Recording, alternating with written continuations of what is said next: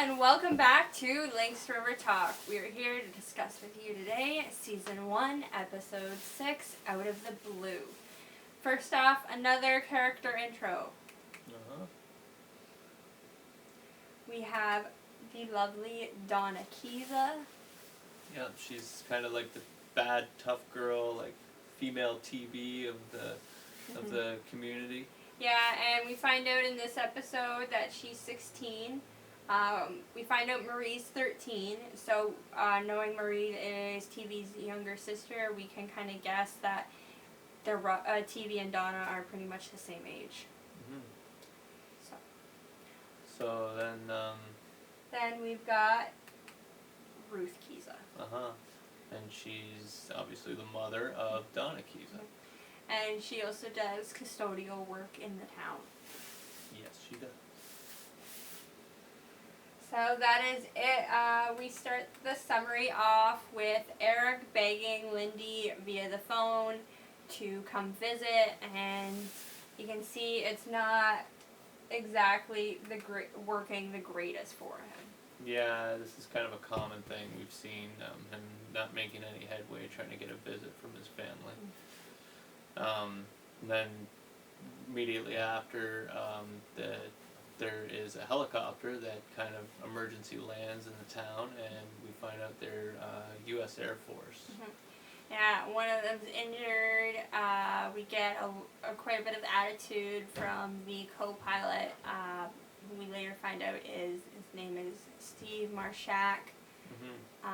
He is also known as the sergeant in the episode, and then somebody vomits, so that's lovely.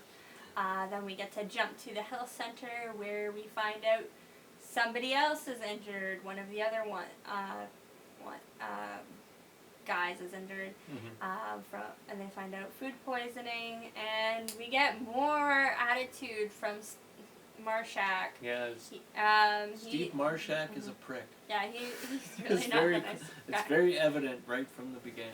I mean, this was like maybe 2 minutes into it at this point, and he's already been a jerk like 100 times to 100 different people. Yeah, well then the next scene he starts bitching to Eric about the helicopter, saying, he's worried about something happening to it. Getting ripped off or whatever. And Eric jokes that, what are you worried about, a bear, stealing it? Eric? Yeah. Jokes? Oh, okay. And then he says... TV teases him. Oh, he teases him about, they say they got food poisoning, and he goes, oh, what, like in the movie Airplane? And so then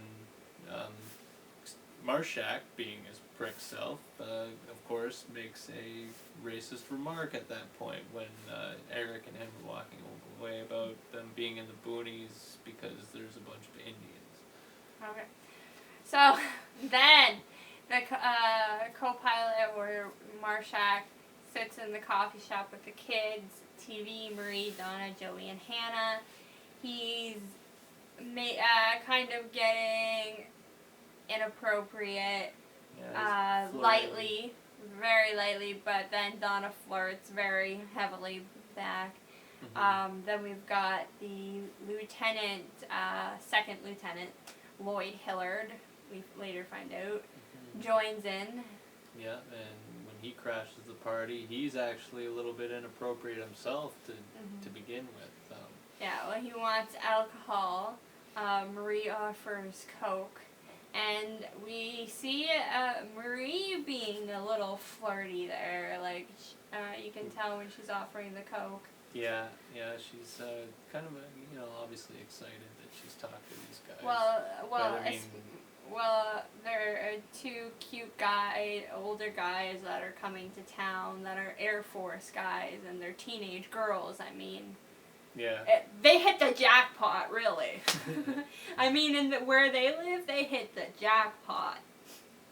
It's like if a supermodel came to your town. Yeah, I don't know if Marshak can be compared to a supermodel, but anyway. I meant to these girls. True. You're trying, but have It's you all a have you seen their perspective thing. town though too? Like these girls have grown up with every single person in their town, Yeah. and they know everybody around. They've grown up with them. They see guys with butts on their faces come into town. They're like, damn, he's looking fine. So the pilot, the captain. So yeah, Marie offers the Coke, and then TV offers to get booze, right? Oh yeah. TV offers a little bit of bootlegging. Mm-hmm. The captain, he's starting to Jim, feel better. right? Yeah, he's the pilot as well. He's starting to feel better, but he's still a little bit sick. He's in the health center and bed stricken. Eric checks in on him, and it's an awkward moment between him and Sarah some more. So then TV brings the booze to the hotel room where $75, yeah. or he ends up taking $50 US. Yeah, which at the time probably wasn't too much different. $75 for a bottle of booze, that's a Yeah. lot even now. So then he wants to come in, and then Marshak doesn't let him come in. And he just ends up kind of shutting, Says laughing and shutting the enlisted door. personnel only. So. Something like that. Then Willie calls and is very indifferent about a helicopter needing to be removed.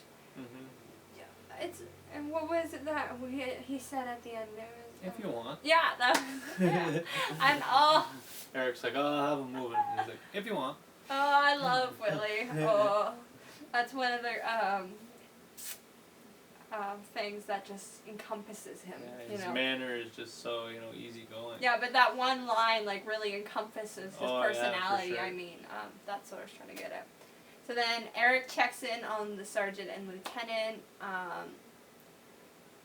at the hotel, and he hears Marie scream. Yeah, and Eric busts in, sees Marie shirtless, and she quickly grabs her shirt and kind of covers up, and then Eric's you see the look on his face, he is shocked. He's just like, holy crap. He went to the middle of nowhere with a town full of 5 people. I don't think he was expecting something like that. He got away from the drug bust and everything.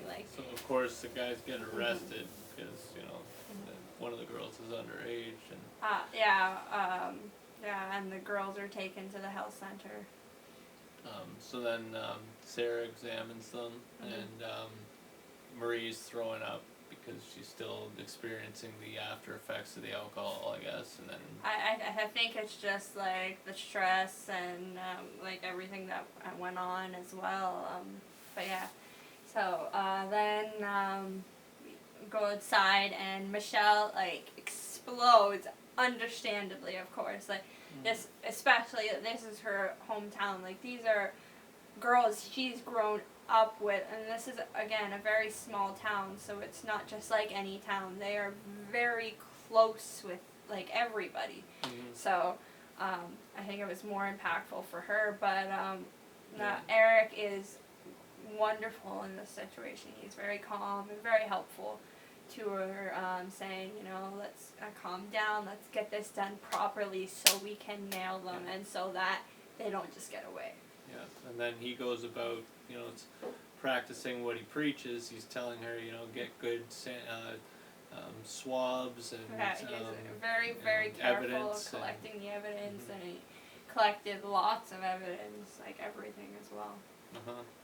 So then Michelle lectures Hannah, and obviously she's concerned because of this partying going on, and she kind of implies that look, this could have been happening to you.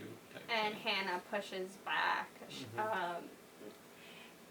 Love it. So much sass from her. Yeah, she's got a lot of attitude for a little girl. So much sass out of such a short person. I love it. So, and then TV has this really amazing Big Brother moment, and it's such a small, light thing in the show, but I kind of emphasize it just because I was so in love with it. You see, after he kind of hears what happens, he goes back upstairs to where him and his sister share a room, and he just watches her, is looking at her sleep. And I'm almost crying now. It's just such a simple thing. It's like a stupid thing almost.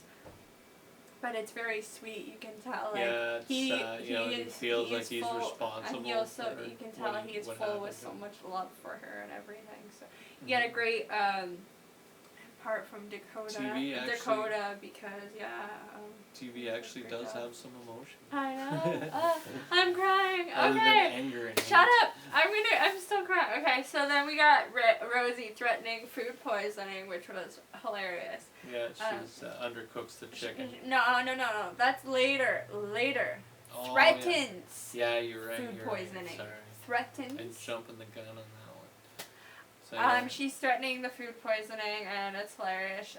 Something like, I heard food poisoning's going around, so, something like that. But yeah, it was hilarious. And then Michelle and Jerry talk kind of about what happened. He says he didn't know anything. So yeah, and then Peter and Michelle talk. Yeah. Peter's really pissed off, obviously. Again.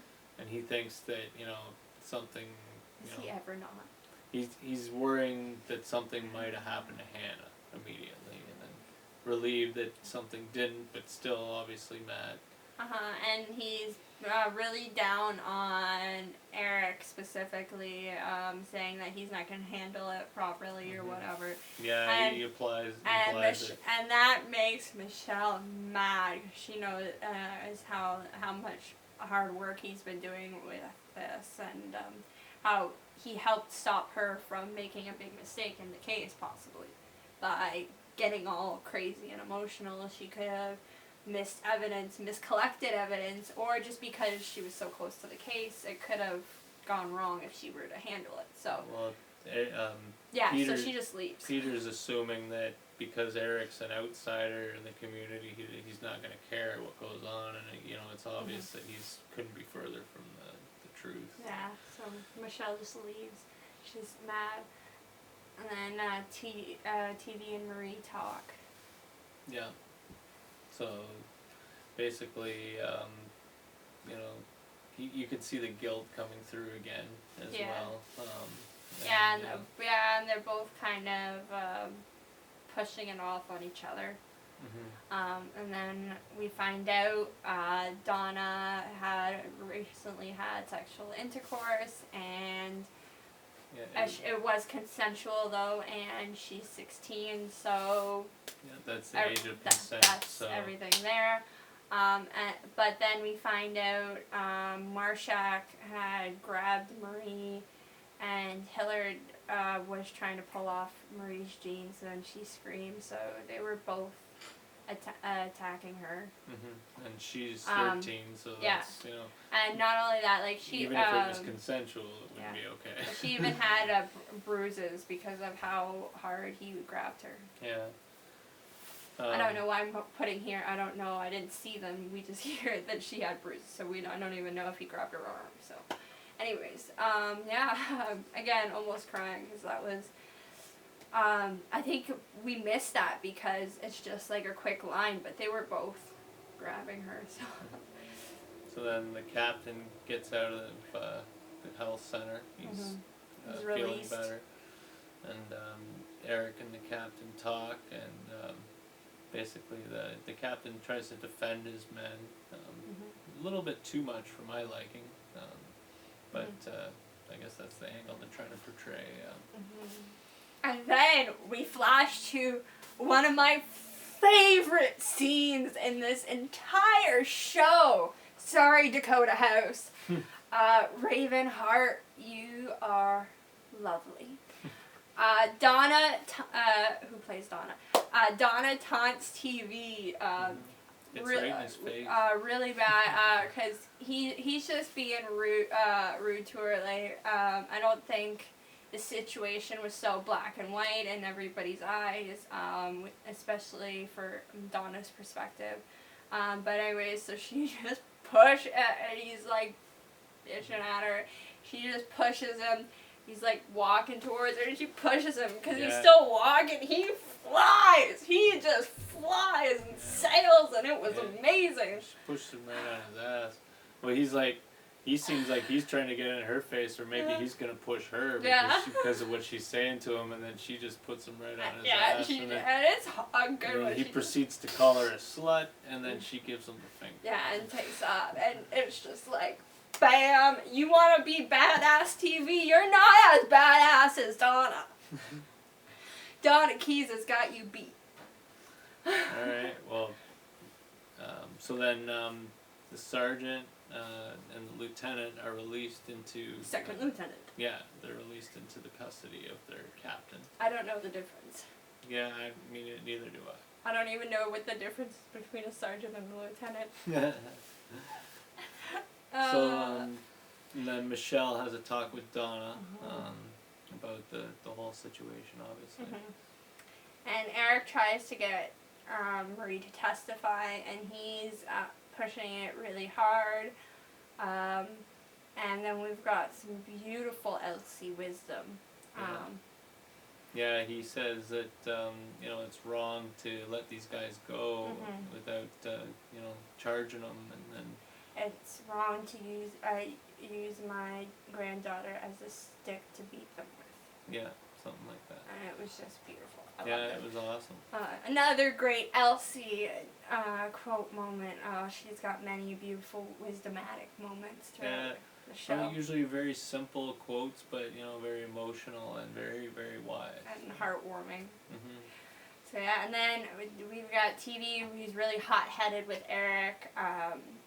Obviously really upset about everything that's happened. Yeah, you can tell he's guilty, and he's trying to take it out on Eric. He's saying that, he's basically saying that, he's blaming Eric for the situation and saying that, he's not going to do anything about it. Meanwhile, Eric hasn't had a chance to really do much yet. Yeah, so then Rosie undercooks the guy's chicken. And Jim Wright, the captain, he makes her put back. She's like, something like, I don't know how to make it anywhere else. Just awesome. We got some more lovely sass moments from Rosie. I mean, you can't get enough. Her words are gold, just full of sass and venom. Next up, Captain, right after, asks Sarah for dinner, and she puts him in his place and bitches him right out. Yeah, well, she wasn't happy how he defended the guys. Yeah. And so she's definitely not going to be having dinner with this guy. Yeah, and then he defended himself, saying, "Oh, I'm just doing my job." And she's like, "Yeah, well, you went far past your job. Like, you're not just doing your job. You're being a dink."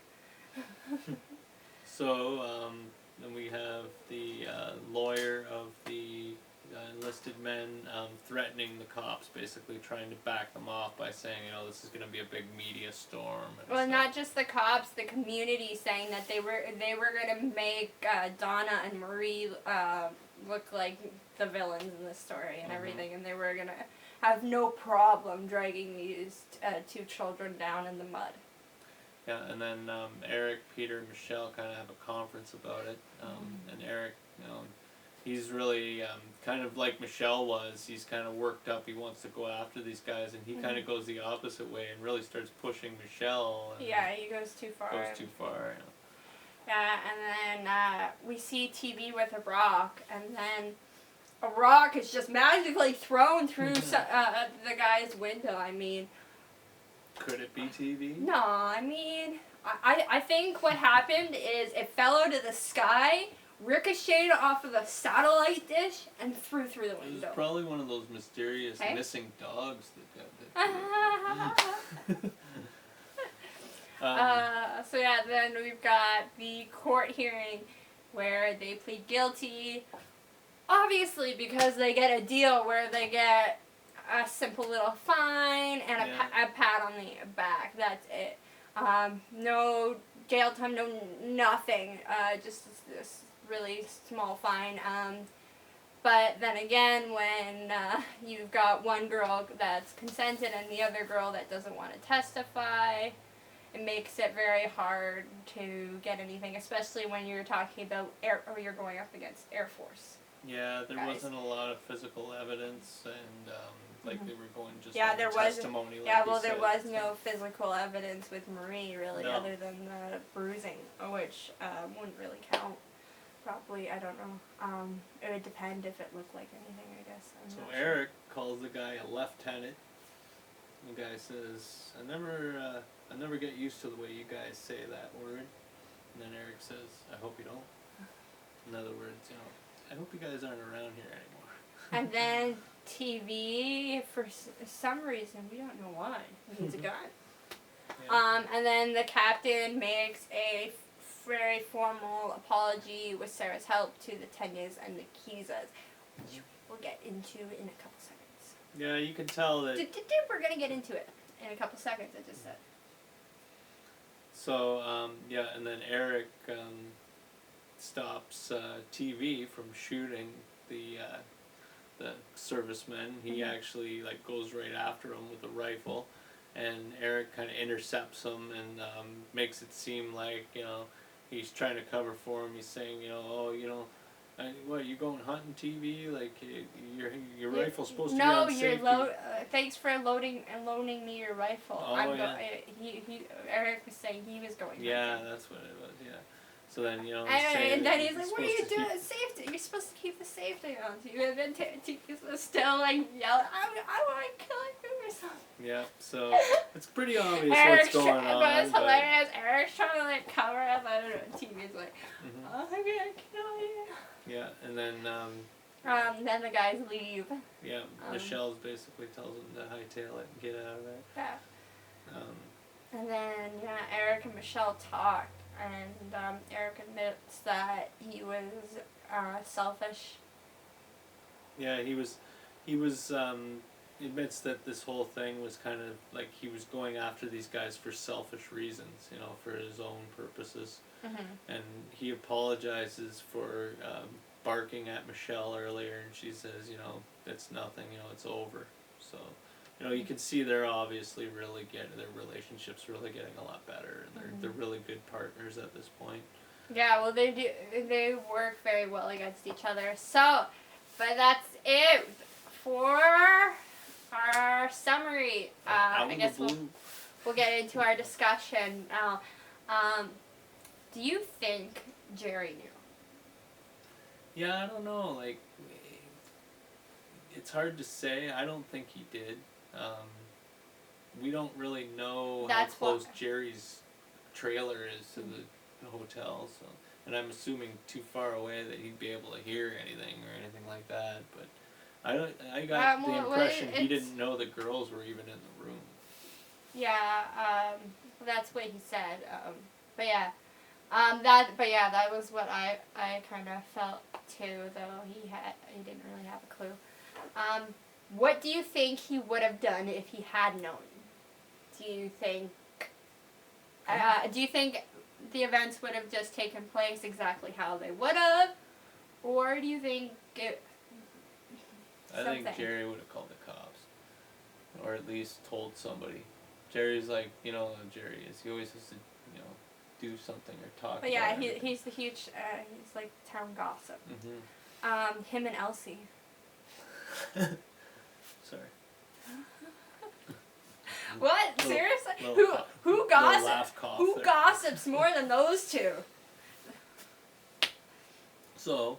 I don't know though.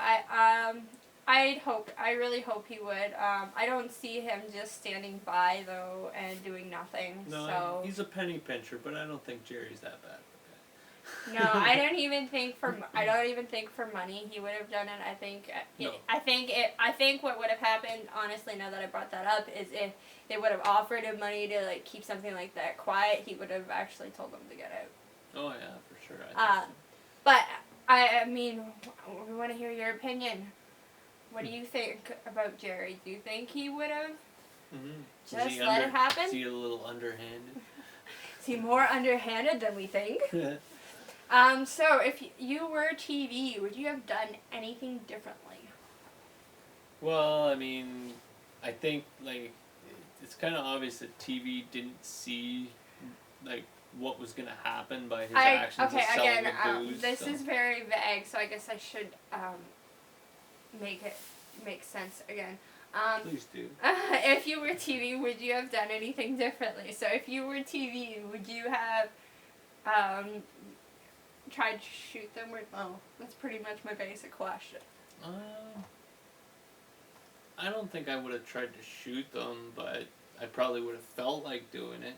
I mean, you have to realize that he's probably trying to make up for the fact that he's feeling guilty himself again. Like, it's kind of like after this happens. He's trying to protect his sister.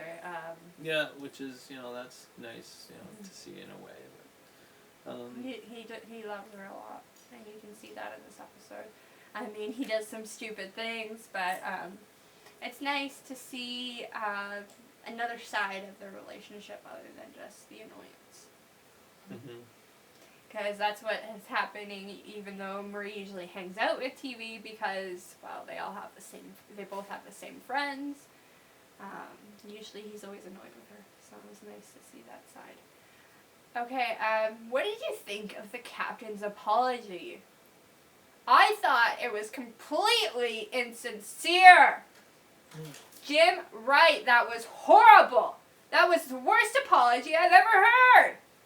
Who starts apologizing? He comes to the door.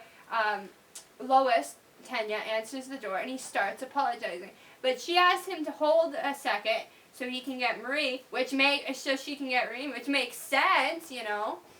Well, I mean, you can't even ask to speak I didn't think his apologize to the family. I didn't think his apology was that bad, but yeah, when you're gonna apologize to somebody, especially for something that serious, you would think you'd at least wait until the party was there. Yeah, well, he was basically like, "Can you tell your daughter?" Well, he's like, he wanted to apologize to the whole family. Well, then you should have asked for the whole family to come to the door.